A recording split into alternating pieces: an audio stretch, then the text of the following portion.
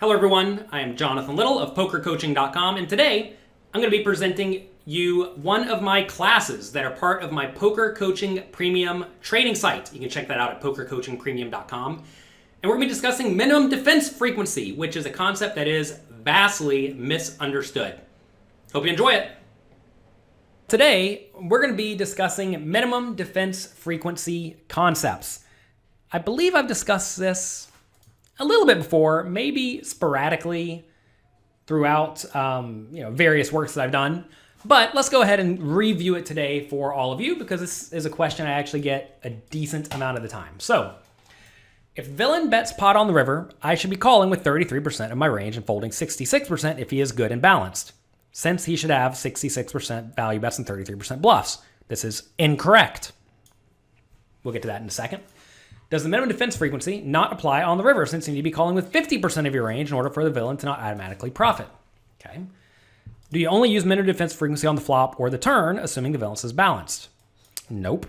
Can you explain the differences in this concept on the flop, turn versus the river? All right, so pretty much, well, a lot of this question just has very clearly wrong information. So let's get to it. What is minimum defense frequency? Minimum defense frequency is how often you need to defend so your opponent does not immediately profit with all of their bluffs. So, against a pot size bet on the river, this is the equation for minimum defense frequency, okay? So we do 1 minus 1, which is the bet size, 1 pot size, divided by the bet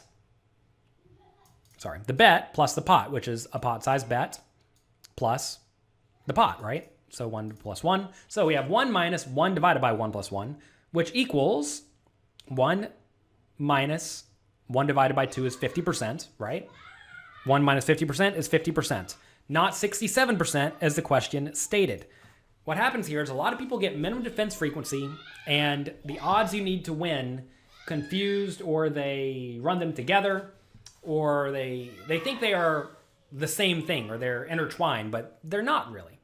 So this means that when facing a pot size bet, you should call with 50% of your range in order to be balanced. We're going to discuss that in a minute too, because you don't always want to be balanced.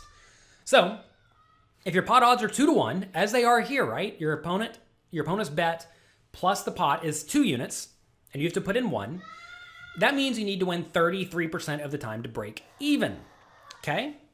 So in this scenario, we need to be calling with 50% of our range, and all of the hands in our calling range need to have at least 33% equity against our opponent's betting range. So 2 numbers here at work. 50% is the portion of our total range we need to be calling with, and 33% is the range that our opponent is the equity that we need to have against our opponent's range, their betting range. So 1 is the proportion of our range, or portion of our range that needs to be calling. The other is how often that portion needs to win. All right, so when does the minimum defense frequency not apply? All right, when you're getting, the first time, the main time this is going to be the case is when you are getting amazing pot odds on the previous betting round. And the most clear example of this is when you're facing, let's say, an under the gun min raise getting 4-1 preflop odds from the big blind. In that scenario, you can call preflop, and then if your opponent bets small on the flop, especially if they have a big range advantage, like say it comes ace 9-2, or king 9-2 or whatever, in that scenario, under the gun is just going to be crushing the big blind. So in that case, the initial raiser may only bet, let's say, a 4th pot on the flop. Let's go back and do the equation real quick. Let's change this. This would be 0.25 divided by 0.25 plus 1. Let's get out the calculator real quick. I'll show you how to do this. This is 0.25. There we go.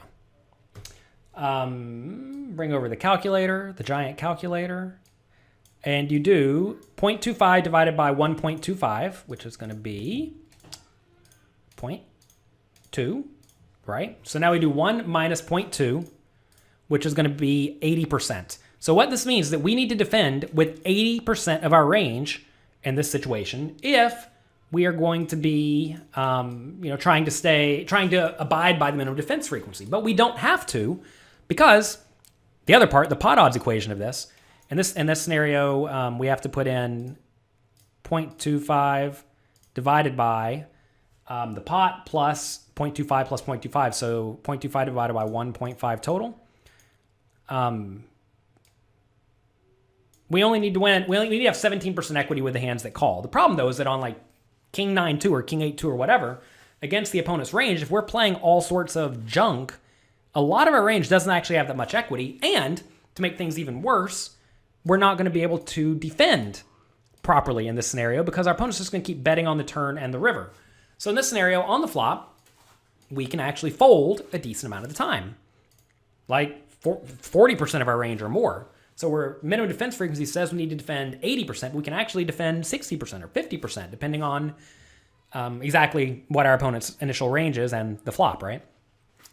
So you also want to defend, or minimum defense frequency does not apply so much when there are significant range advantage discrepancies, like we just discussed, right?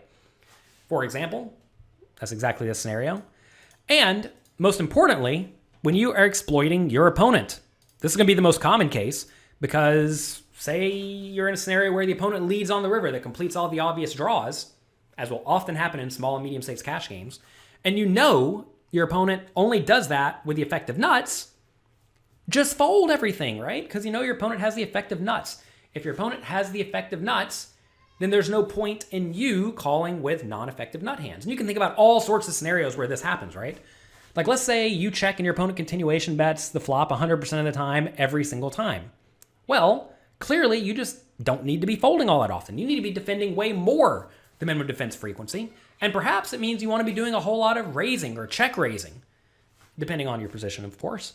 And that is going to be something that's quite powerful. You're going to find that if you play around with the game theory optimal solvers and you plug in a strategy for your opponent that is clearly not optimal, like continuation betting 100%, the response for you is to be a little bit bonkers.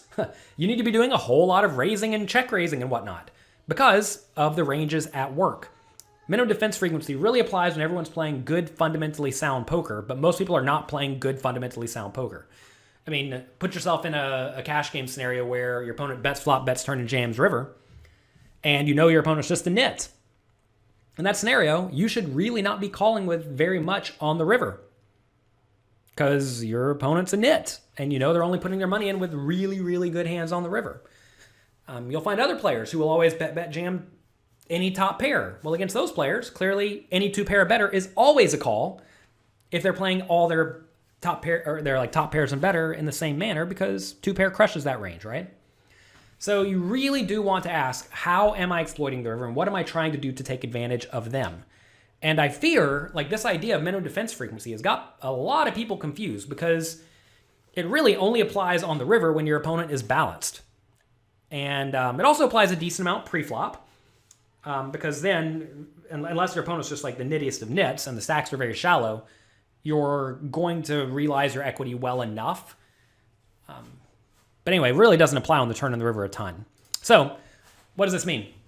This means minimum defense frequency only applies when you're playing against a perfectly balanced opponent. And even then, not all the time, because, you know, for example, when you defend the big blind and the flop comes really bad for you, you're supposed to check fold a lot, right?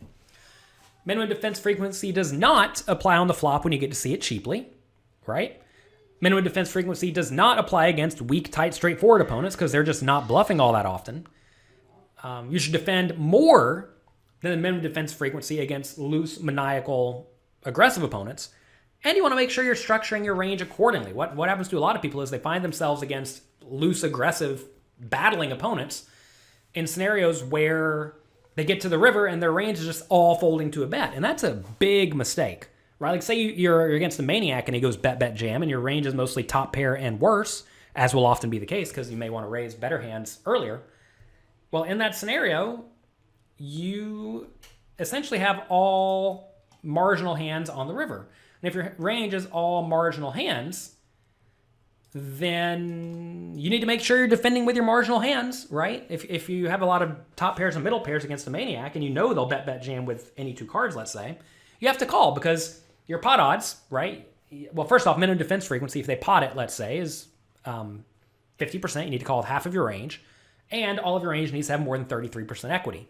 And in that scenario, your entire range may have like 40% equity. If they're betting any two cards on all the streets, of course, you know, that's very aggressive, but some people will. Maybe your whole range has 40% or 50%. Now, that doesn't mean you should call with your whole range. Because let's say you check call flop and check call turn with some draw, like straight and flush draw, and then on the river you have jack high. Obviously don't call with jack high because jack high loses to the opponent's range. Like even against 100% of hands, jack high is not going to win 33% of the time or whatever you need to, right? So you are still supposed to fold some hands that aren't getting the right odds to call on the river, because there maybe jack high wins like 1 in 100 times.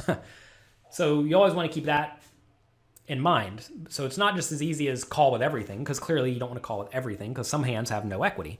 So you want to make sure the range you get to the river with is going to be structured such that you are getting the right equity with the hands that need to call. And if your opponent's a maniac, you need to be able to call even more often than normal, which means having more slow plays in your range to some extent, right? So maybe you do want to be check calling with stuff like top pairs and 2 pairs and whatnot against maniacs if you know they're just going to be bluffing off. So Bill says, what is the impact of this formula in multi-way pots? Essentially, every player who is facing a bet needs to defend proportionally enough to make the total minimum defense frequency, I don't know the right word, abided by. So let's say on the river, your opponent pots the river and there are 2 people in the pot, you and somebody else.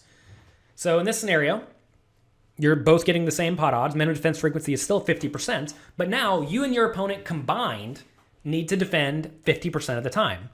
And it's not quite as easy as both player needs to defend 25%, because the player out of position needs to defend a little bit tighter than the player in position in general, because if your opponent bets, you call, and then your opponent's still yet to act, now they can raise you or they can fold and whatnot. They get to see what you do before they make a decision. And obviously their option to raise is always live. So in that scenario, you need to be defending a little bit tighter if you're the player in the middle. Pre-flop, let's say someone min raises from middle position, everybody fold, or say button calls, and now you're in the big blind. You need to be defending quite often, less often than you normally would, especially with hands that have poor equity realization, which is going to be stuff like King X, Queen X, Jack X, 10X. Really, there's like a big card and little card that's offsuit. Those hands really want to be folded multi-way because you're going to realize your equity so poorly. And someone's already defended, right?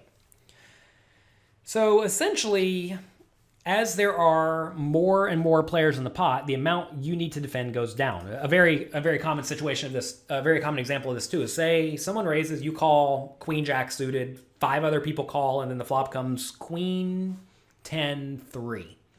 Okay, let's say the initial raiser bets, and now you have to go before 5 or 6 other people. Your Queen Jack here very easily could just be a fold.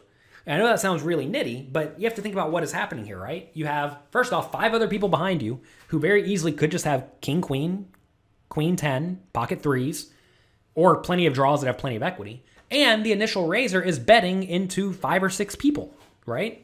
So in that scenario, your minimum defense frequency may only be 10 or 15% because it's you combined with everybody else, right?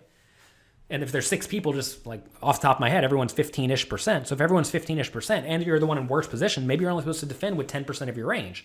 So is Queen Jack in the top 10% of your range? And it's close. I used Queen Jack because I thought it was a close example.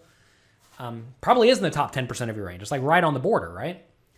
And that is kind of telling that multi-way, you have to be really nitty if it's very, very multi-way. And I think that's a situation where a lot of people get themselves in trouble. They call with a Queen 10 or Queen Jack, thinking on Queen 10 3, thinking, all right, if I get a Jack, I'm definitely good. If I get a Queen, I'm definitely good. And both those statements are just wrong, right?